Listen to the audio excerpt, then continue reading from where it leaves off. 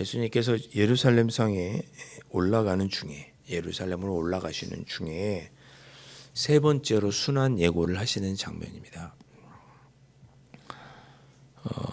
예수님께서 예루살렘에 올라가실 때 32절 보면 혼자 가신 것은 아니고 제자들도 함께 있었고, 그 말씀을 미루어 짐작을 해보면 그 외에도 예수님의 뒤를 따르는 사람들이 많이 있었습니다. 근데 그들은 예수님께서 예루살렘으로 올라가실 때 두려워했어요. 이거 가는 게 맞나? 가다 잡히고 그러다 뭐 괜히 예수님 뒤따랐다고 죽는 거 아니야? 이런 걱정 근심이 있었던 거죠. 왜냐하면 공공연하게 예수님에 대해서 죽여야 된다, 붙잡아야 된다, 이런 얘기들이 많이 있습니다. 나사로를 죽였다가 살렸을 때도 나사로가 살아나서 막 예수님이 나를 살렸다고 막 이야기하니까 심지어 나사로까지 죽일 계획을 바리새인과 서기관들이 세우거든요. 그런 이들이 막 계획들이 있는 것들이 막 소문이 막 돌았던 거죠. 그래서 예수님이 예루살렘에 가면 죽을지도 모른다, 이런 소문들이 있었고, 그거를 들은 그 따라다니는 사람들, 예수님과 그 뒤에 있는 12제자, 그리고도 많이 뒤따랐던 사람들이 두려운 마음에 있었습니다. 예수님은 가장 앞장서서 예루살렘으로 올라가시는데, 올라가시면서 세 번째로 본인이 순환당할 것을 예고하십니다. 33절에 보시면 인자가 대제사장들과 서기관들에게 넘겨지매 그들이 죽이기로 결의하고 이방인에게 넘겨줄 것이다.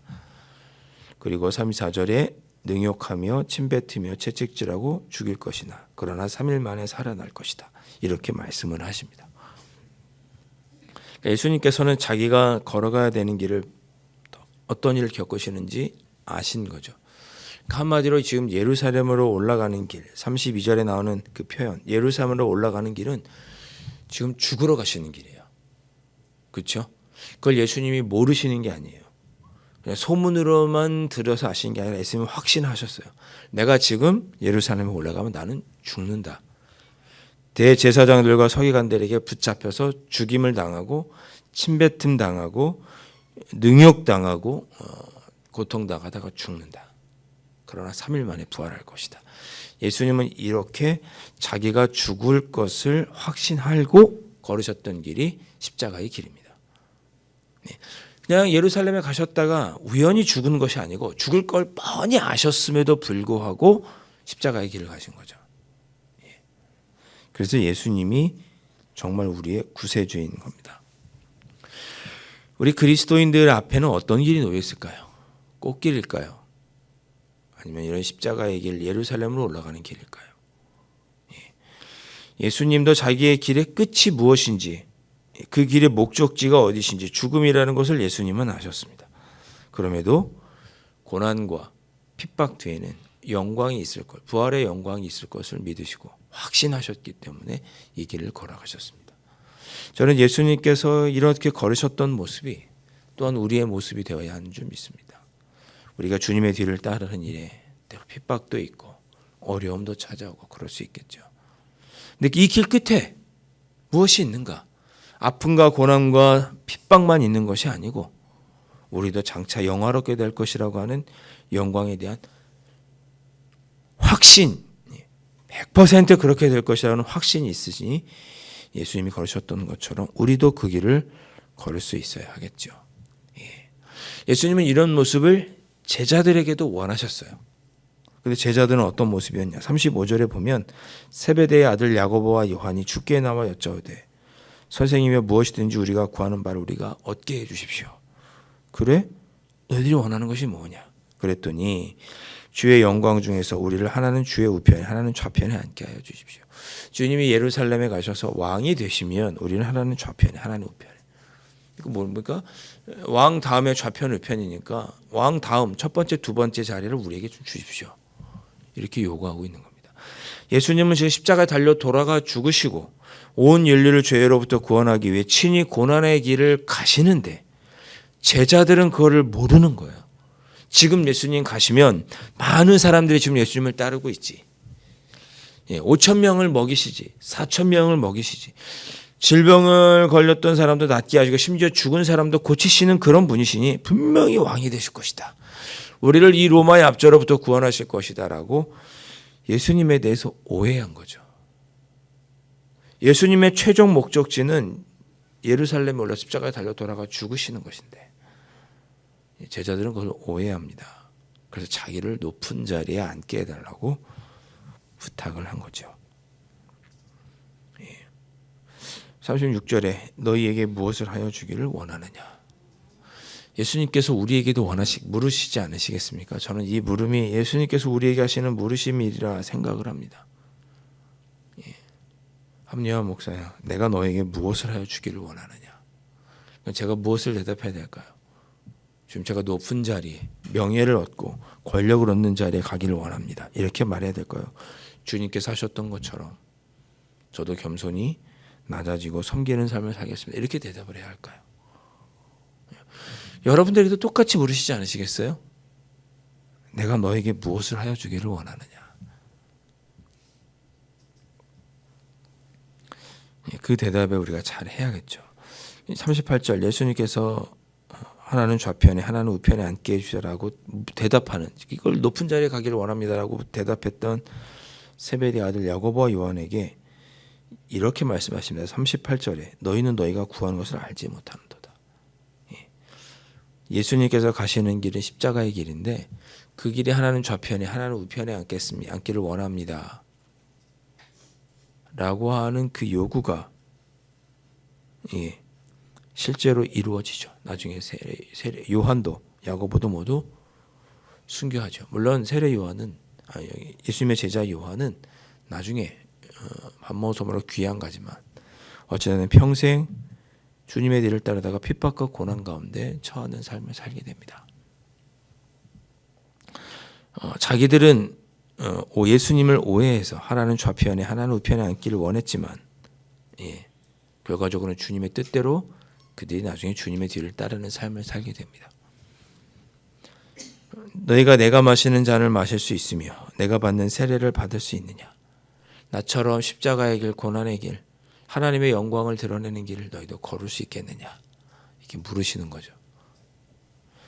그들이 말하되 할 수 있습니다 라고 대답을 했습니다. 예수님의 길이 십자가의 길인 줄 모르고 영광의 길, 예루살렘에서 왕이 되는 길이라 생각을 하고는 자신 있게 대답을 한 거죠. 할 수 있습니다. 네. 근데 예수님은 너희들이 언제가 내가 마시는 잔을 마시고 내가 받는 세례를 받을 것이다. 제자들의 앞날을 예고하십니다. 그리고 내 우편에 앉는 것은 내가 줄 것이 아니라 누구를 위하여 준비되었든지 그 뒤에 얻을 것이니라. 우리에게 예비되었다 그런 뜻입니다. 누구든지 주님의 뒤를 따르다가 그렇게 주님의 뜻을 신뢰하고 하나님만 신뢰하며 살았던 자들에게 좌편과 우편이 주어질 것이다 그런 뜻입니다. 우리가 제자의 길을 오해해서는 안 됩니다. 제자는 예수님의 뒤를 따르는 사람이고 그렇다면 우리도 예수님처럼 십자가의 길, 주님의 뜻을 이루기 위해서 살아가는 것이 저와 여러분이 걸어야 할 길입니다. 그 길이 예전처럼 막 우리를 감옥에 가두고 하는 그런 핍박의 길은 아니죠. 지금 우리나라는. 그러나 우리가 주님의 뒤를 온전히 따르도록 하지 못하는 크고 작은 유혹들과 시험들은 언제나 우리 곁에 있습니다.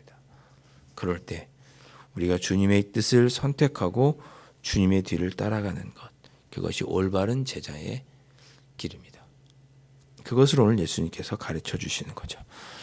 더 놀라운 것 41절에 보면 10 제자가 들었습니다. 야고보와 요한이 예수님에게 높은 자리에 달라고 얘기했대. 이걸 들은 거죠.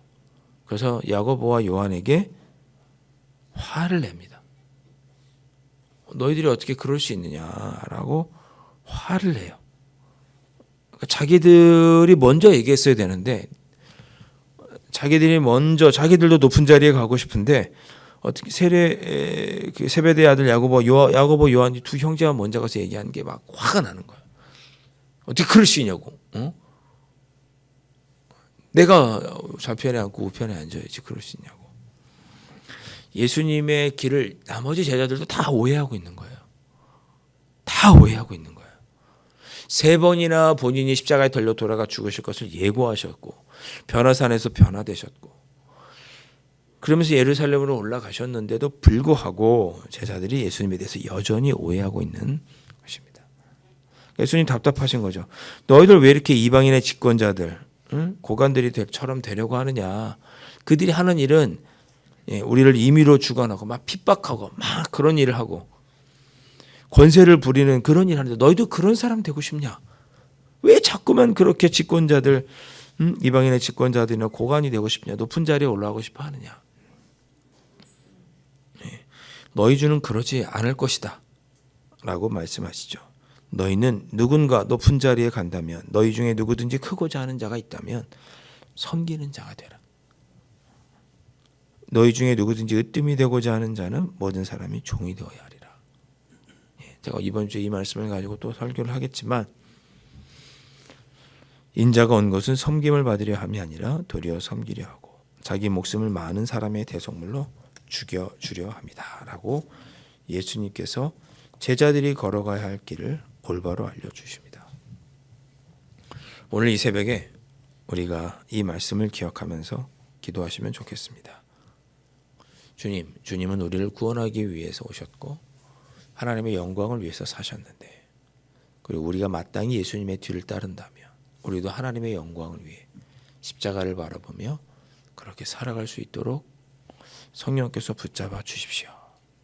그 길이 바로 섬기는 길이라고 말씀하여 주셨으니 우리가 우리의 가족들을, 우리의 이웃들을, 직장의 동료들을 섬기는 마음으로 대할 수 있도록 그래서 하나님의 영광을 드러내며 때로 그렇게 섬기는 모습으로 살아가는 것이 세상 사람들에게 비웃음이 되고 조롱의 거리가 되는 핍박의 대상이 할지라도 주님의 뒤를 따를 수 있도록 성령 하나님 함께해 주십시오.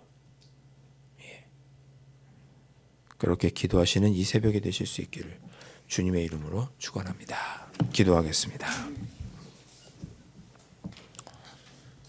예수님, 이 땅에 오셔서 많은 일을 하셨습니다. 죽은 자도 살리시고 5,000명도 먹이시고 병자들도 고치셨고 많은 가르침도 우리에게 주셨습니다. 그러나 이 하신 모든 예수님의 사역은 결국 우리를 구원하기 위해 낮아지고 낮아지시는 섬김의 모습 가운데 이루어진 사역이었습니다. 주님, 오늘 예수님께서 십자가의 길로 걸어가심을 제자들에게 깨우쳐 주셨는데 오늘 우리에게도 그 섬김과 십자가의 길을 주님께서 요청하고 있음을 오늘 말씀을 통해서 깨닫습니다.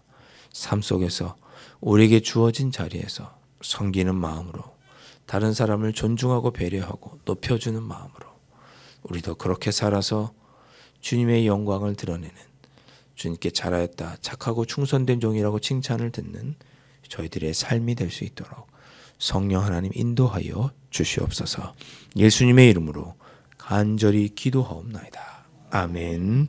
하늘에 계신 우리 아버지, 아버지의 이름을 거룩하게 하시며 아버지의 나라가 오게 하시며 아버지의 뜻이 하늘에서와 같이 땅에서도 이루어지게 하소서.